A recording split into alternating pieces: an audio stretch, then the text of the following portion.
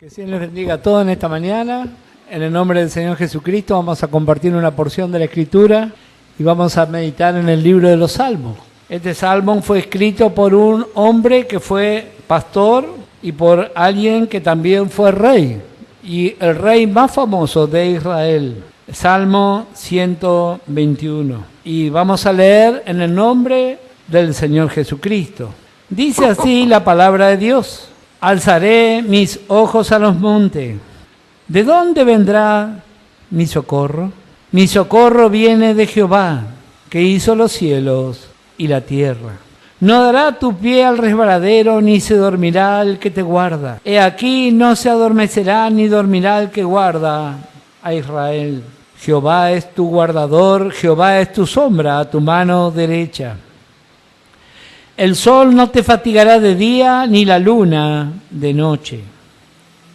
Jehová te guardará de todo mal, Él guardará tu alma. Jehová guardará tu salida y tu entrada desde ahora y para siempre. Como dije, este salmo es muy conocido. Siempre leemos, recordamos, aún nuestros niños conocen este salmo. Pero lo que a veces no estribamos es el por qué esta serie de salmos. Si usted tiene una Biblia, que espero que todos la tengan, seguramente van a ver Salmo 120. Mire lo que dice después del título. Dice cántico gradual. Salmo 121, cántico gradual. Salmo 122, cántico gradual. Salmo 123, 124, 125, 126, 127, 128 y así hasta ¿cuál? Hasta el 134. El 135 ya no dice así. Esta serie de cánticos de los salmos se lo denomina cántico gradual o cántico de las subidas a Jerusalén. Así se llama. Cánticos de la subida a Jerusalén. Los peregrinos de aquel entonces pasaban circunstancias y temores igual y parecido a los que tenemos nosotros ahora. En aquella época había peligros por todos lados y ahora pasaron siglos y ¿cómo estamos? Igual. Usted sale de noche y tiene miedo, no sabe qué va a pasar. Así que tantos siglos no sirvió de mucho. El ser humano tiene la misma falencia. Así era en la antigüedad. ¿Y cómo dice el primer salmo? El Salmo 120. A Jehová clamé estando en angustia y Él me respondió. Así comienza la peregrinación. En un trato personal con Dios. Y bueno, usted sería muy lindo si pudiera leer todos estos salmos. Pero note lo que dice el verso 5. ¿Dónde fue el comienzo de este cántico gradual o de las subidas a Jerusalén? Dice: ay de mí que moro en Besek y habito entre las tiendas de Cedar. Mucho tiempo ha morado mi alma con los que aborrecen la paz. Yo soy pacífico, mas ellos, así que hablo, me hacen guerra. Este, como dije, es el comienzo de la peregrinación. Mesec, su nombre significa posesión. Era un reino ubicado al norte de Israel. No era Israel. ¿Y cuál era la característica de este lugar? Ellos, su único negocio era la venta y la explotación de esclavos. Así que en ese lugar la cultura, todo tenía que ver con la esclavitud. Y en ese lugar vivía el salmista. Y en ese lugar seguramente nos vamos a ver identificados también nosotros, porque así fue nuestro principio, en lo natural y a veces, como decía nuestra hermana, también en lo espiritual. Todos los que hemos conocido este mensaje hemos tenido otras experiencias previas y también era una esclavitud, una esclavitud. Por eso tanto agradecemos al Señor por su palabra. El Señor Jesús dijo: conoceréis la verdad y la verdad los hará libres. Y a veces pasa como ocurre en lo natural. ¿Nunca vio un pequeño pájaro que está en una jaula le abre la jaula para que se vaya, no se quiere ir, porque está tan acostumbrado a la cautividad. Y así ocurre a veces con los hijos de Dios. Dios nos muestra por su palabra. Tenemos el conocimiento y la luz para vivir una vida en libertad, pero tenemos miedo. Así fue la experiencia de este peregrino que encontramos aquí. Dice, ay de mí que moro en Mesec, la ciudad más famosa de los esclavos. Y habito entre las tiendas de Cedar. Cedar, su nombre significa tinieblas. Este pueblo se caracterizaba por vivir en los valles donde había mucha neblina.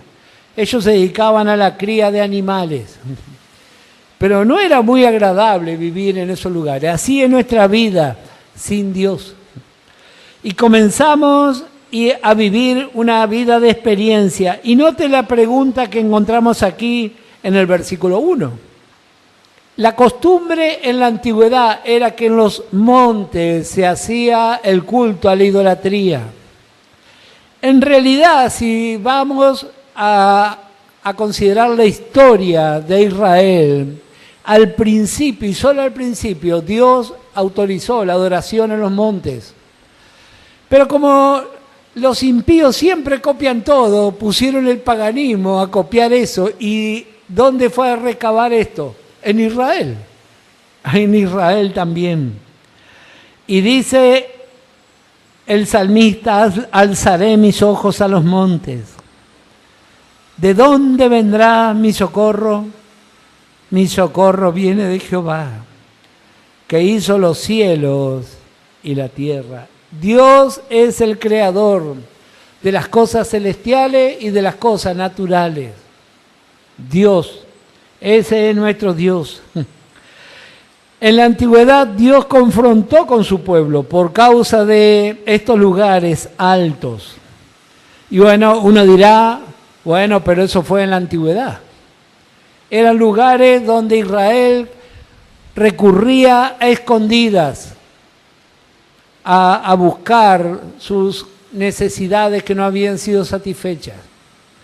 Y así también nosotros en este tiempo, tal vez nos vamos a una montaña, pero hay cosas ocultas en nuestra vida.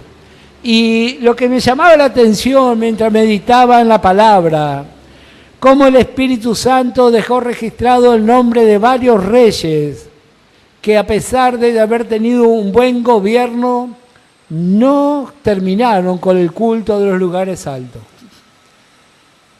Y yo digo, bueno, seguramente ninguno de los que convivieron con esos reyes habrán visto esa falta, pero el Espíritu Santo sí, y lo anotó. Y yo pensaba, ¿qué va a ser de cada uno de nosotros cuando lleguemos a la presencia de Dios? Y esté escrito en el libro de los Hechos, que aún se sigue escribiendo. Hizo muchas cosas buenas, pero aún los lugares altos estaban ahí ocultos. Hay cosas ocultas en nuestra vida. A veces hay idolatría, aún dentro de la iglesia. No, a mí me gusta cómo coordina la hermana fulana, el hermano fulano, cómo predica el hermano. Eso es idolatría también. La idolatría en sus muchas formas. Segunda de Reyes, capítulo 17. Segunda de Reyes, capítulo 17. Aquí, especialmente para los que les gusta estudiar y conocer la Biblia, vio cuando el Señor se encontró con la mujer samaritana y ella le manifiesta que no tienen trato los judíos con los samaritanos. Era por causa de la contaminación que empezó aquí. Segunda de Reyes, capítulo 17.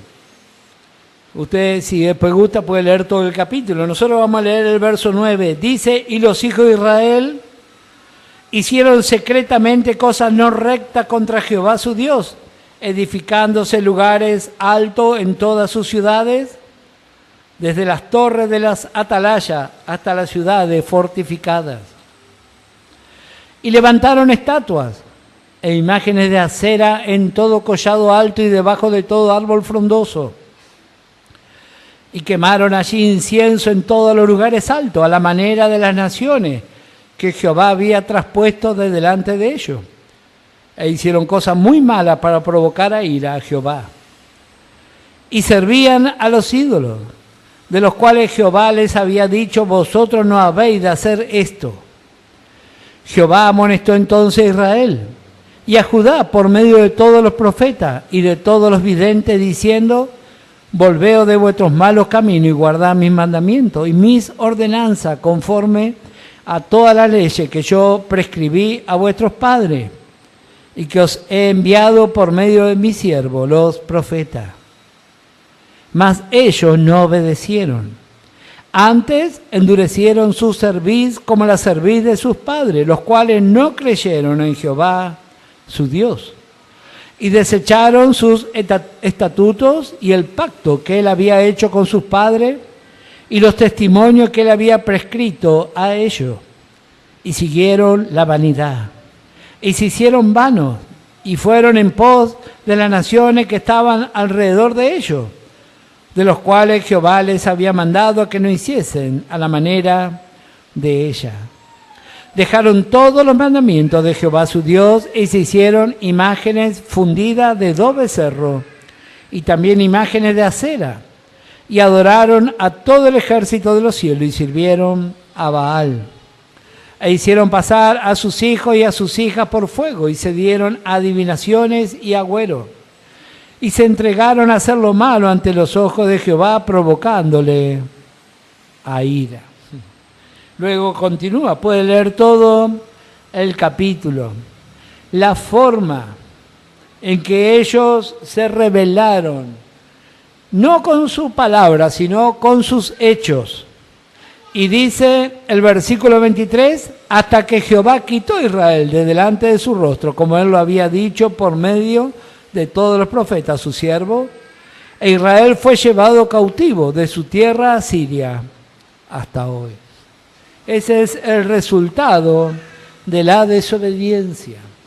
Así fue Israel y así también somos nosotros. En lo natural, todos tenemos esa tendencia. Tenemos fe, pero no alcanza, queremos algo más. Así fue Israel.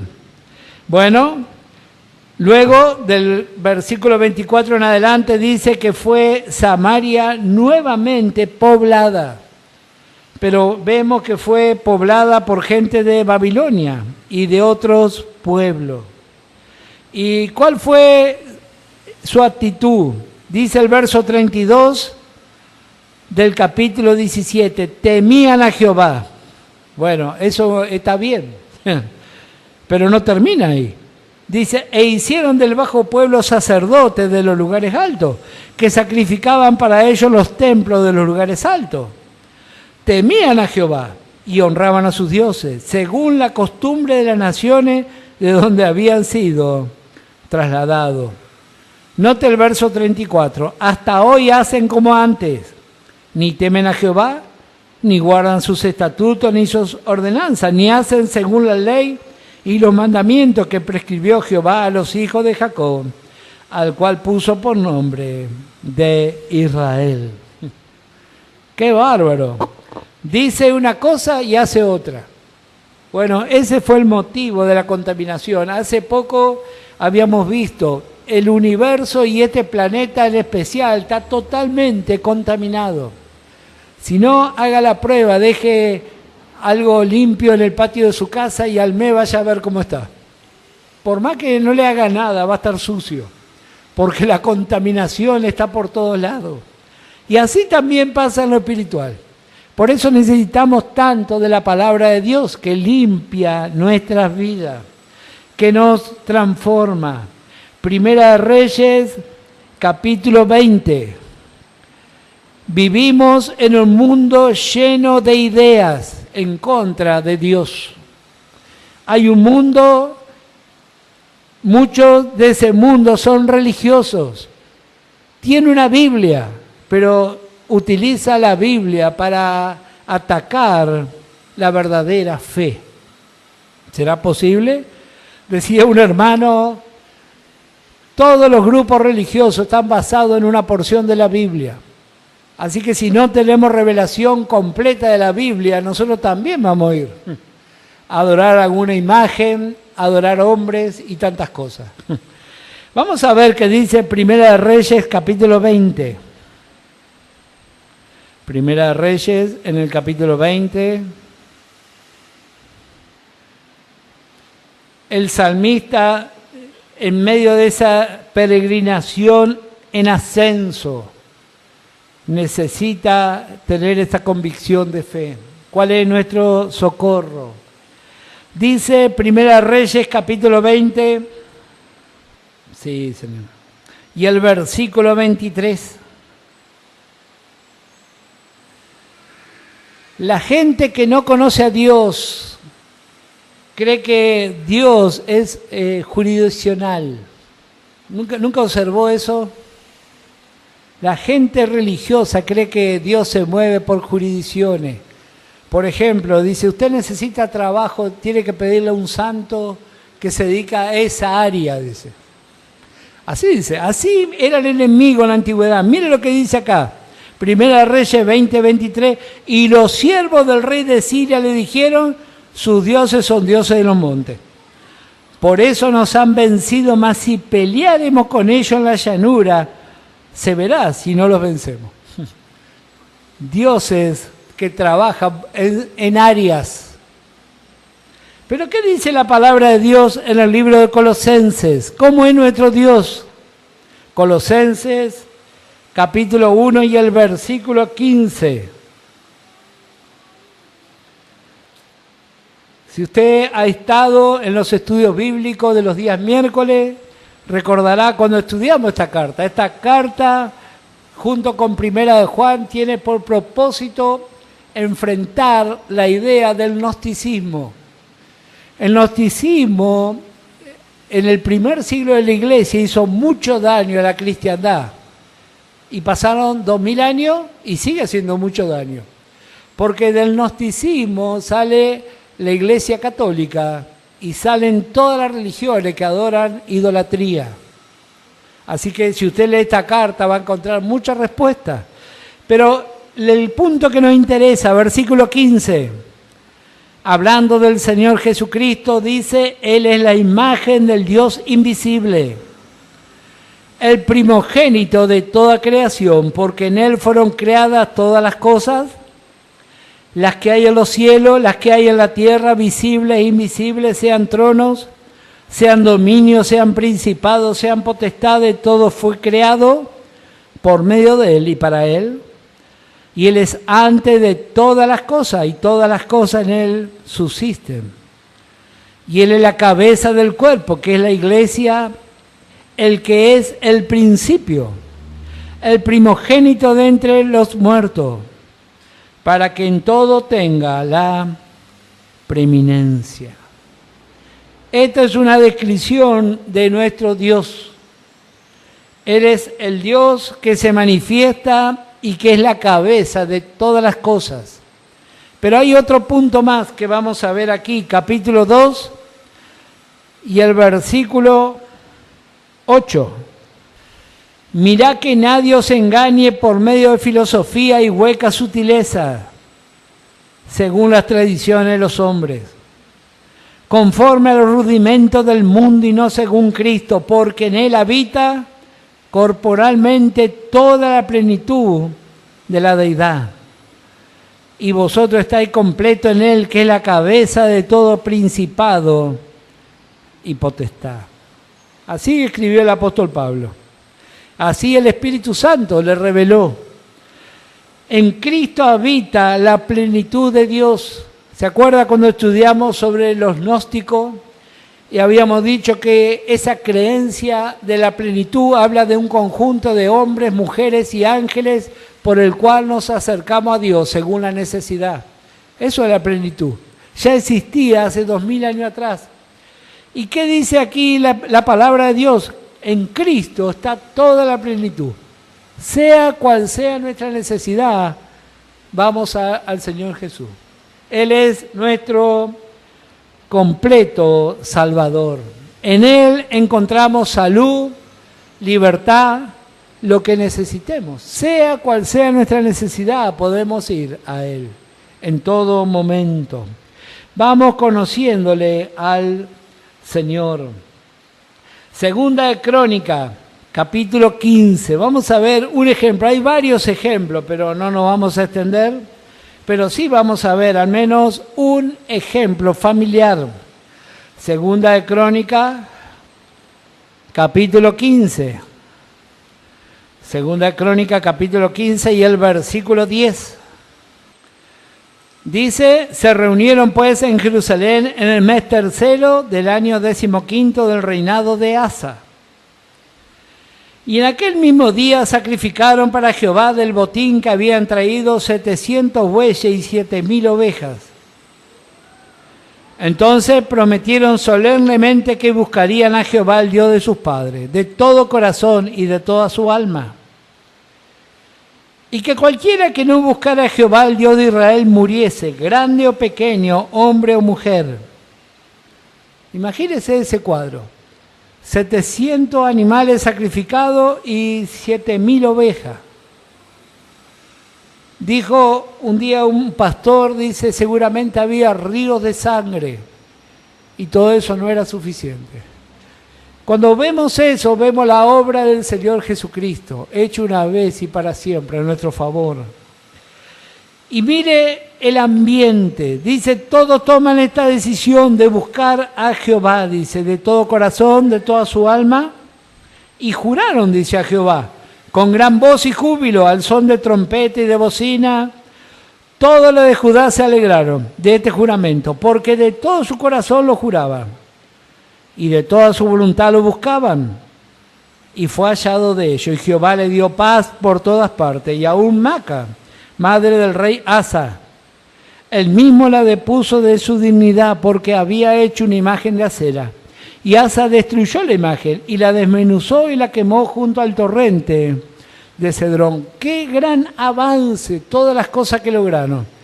Pero viene el verso 17. Y ojalá que esta no sea nuestra experiencia también. Tenemos grandes avances, pero a veces pasa esto. Con todo esto, los lugares altos no eran quitados de Israel. Aunque el corazón de Asa fue perfecto en todos sus días. Capítulo 20 y el versículo 31. Así fue Asa. Tuvo grandes decisiones, grandes actitudes, pero el Espíritu Santo estaba viendo que había cosas que no estaban bien. Ahora vamos a ver a su hijo, Josafat. Dice, así reinó Josafat sobre Judá de 35 años, era cuando comenzó a reinar, y reinó 25 años en Jerusalén. El nombre de su madre fue Azuba, hija de Sili. Y anduvo en el camino de Asa su padre, sin apartarse de él, haciéndolo recto ante los ojos de Jehová. ¿Y qué pasó? Verso 33, con todo eso, los lugares altos no fueron quitados, pues el pueblo aún no había enderezado su corazón al Dios de sus padres. ¡Qué triste! A veces nos preguntamos de dónde nuestros hijos aprenden así. Y nosotros. Nosotros, cosas que hablamos, que decimos, que hacemos. Pasa una generación, viene otra generación, pero ahora va a venir algo más triste todavía. Capítulo 21. Y esto es una enseñanza para nosotros. Cuando hay cosas no juzgadas, en algún momento va a venir la cosecha. Capítulo 21, ahora vemos al hijo de Josafat y nieto de Asa. Durmió Josafat con sus padres y lo sepultaron con sus padres en la ciudad de David. Y reinó en su lugar Jorán su hijo, quien tuvo por hermanos, hijos de Josafat, a Azarías, Jehiel, Zacarías, Azarías, Micael y Cefatías. Todos estos fueron hijos de Josafat, rey de Judá. Y su padre les había dado muchos regalos de oro y de plata, y cosas preciosas y ciudades fortificadas en Judá. Pero había dado el reino a Joram, porque él era el primogénito. Fue elevado pues Joram al reino de su padre, y luego que se hizo fuerte, mató a espada a todos sus hermanos, y también a algunos de los príncipes de Israel, Cuando comenzó a reinar era de 32 años y reinó 8 años en Jerusalén. Y anduvo en el camino de los reyes de Israel, como hizo la casa de Acab, porque tenía por mujer a la hija de Acab, e hizo lo malo ante los ojos de Jehová. Mas Jehová no quiso destruir la casa de David a causa del pacto que había hecho con David, y porque le había dicho que le daría lámpara a él y a sus hijos perpetuamente. Este es el resultado, el pecado no juzgado. Las cosas ocultas que viven y conviven con nosotros. Como siempre decimos, es un tiempo de pecado de puertas adentro de los hogares, pero cada uno sabe en su corazón qué es lo que hay. Tal vez idolatría, pornografía, ¿cuántas cosas hay ocultas? No se lo contamos ni a nuestra sombra, pero Dios conoce todas las cosas. Dios conoce todo. Vamos a volver para terminar al libro de los Salmos. Dijimos, estos salmos son todos, tienen el subtítulo, cántico gradual. Cántico gradual va subiendo. Comienza en una ciudad de esclavos. ¿Y dónde termina? En el templo de Dios. Exhortación a los guardas del templo. Si nos detenemos y leemos cada uno de estos salmos, vamos a ver nuestras propias experiencias en el camino de la vida. Nuestras propias experiencias. Cada una de ellas, en esto está todo sintetizada, toda nuestra experiencia en la fe. Y es muy lindo y muy grato poder leerlos. Y el final dice, mirad, bendecid a Jehová. Vosotros todos los siervos de Jehová, los que en la casa de Jehová estáis por las noches, alzad vuestras manos al santuario y bendecid a Jehová. Desde Sión te bendiga Jehová, el cual ha hecho los cielos y la tierra. Así es el final de la vida de los vencedores, en la presencia de Dios. Alzar las manos, ya sabemos de qué habla, de una vida rendida al Señor. Y aceptar que Dios bendice en los cielos y en la tierra. La palabra bendición significa que Dios actúa, es algo que recibimos porque Dios lo hizo, eso es una bendición. Hay muchas cosas que logramos por nuestro esfuerzo propio, eso no es una bendición, eso es algo que logré yo transpirando, esforzándome, ahorrando, pero la bendición, dice la palabra de Dios, la bendición de Jehová es la que enriquece y lo añade tristeza. Así vemos la experiencia de estos peregrinos. ¿Cuántos estuvieron en ese lugar? El primero que estuvo en ese lugar fue Abraham. No era Jerusalén, era un monte, ni nombre tenía. Abraham fue a ese lugar. Luego fueron los patriarcas, luego fue David y el Señor Jesús. Y nosotros por la fe también estamos yendo a ese lugar, cada día en nuestras propias experiencias. Segunda de Samuel, capítulo 22, con este vamos a finalizar. Segunda de Samuel, capítulo 22, este es el libro que terminamos de ver el día miércoles. Y el versículo 29. David experimentó y siendo un anciano dijo estas palabras. Tú eres mi lámpara, oh Jehová, mi Dios alumbrará mis tinieblas. Contigo desbarataré ejércitos y con mi Dios asaltaré muros. En cuanto a Dios, perfecto es su camino y acrisolada la palabra de Jehová. Escudo es a todos los que en él esperan. Porque ¿quién es Dios sino solo Jehová? ¿Y qué roca hay fuera de nuestro Dios? Y me llamó la atención este verso 33. Dijimos, estos salmos hablan de los peregrinos que van camino a Jerusalén. Nos da la idea de alguien que va subiendo por montañas. Y mire lo que David dijo al llegar al final de su carrera. Dios es el que me ciñe de fuerza y quien despeja mi camino.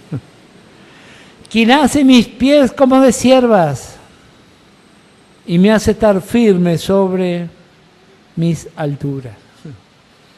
A veces miramos lo natural, decimos esto va a ser imposible, pero Dios es el que va a hacer. A veces miramos estos animalitos, la cierva o las cabras en las montañas, seguramente usted habrá visto esas imágenes que ahora la ciencia logra tener, lugares verticales, ahí están las cabras paradas. Nosotros nunca iríamos ahí en lo natural. Así también hace Dios con nosotros. Nos empieza a elevar, nos empieza a adiestrar en la vida de fe. Al principio no entendemos, tenemos temores, pero al final un día nos identificamos con los que viven en el templo también. Y también podemos decir, como leímos recién, el Salmo 134. Dice, mirad, bendecid a Jehová vosotros todos los siervos de Jehová, lo que en la casa de Jehová estáis por las noches. ¿Cuántas noches tiene nuestra vida? ¿Cuál es nuestro mejor refugio sino la presencia de Dios? El salmista miró y dijo, mejor yo me quedo con Jehová. Había mucha oferta por ahí. Y así también es este tiempo. Dice, alzad vuestras manos al santuario y bendecid a Jehová. Desde Sión te bendiga Jehová, el cual ha hecho los cielos y la tierra. Le voy a invitar a que se ponga de pie, vamos a orar a Dios. Con cada uno de los peregrinos que están aquí en esta mañana, vamos a orar.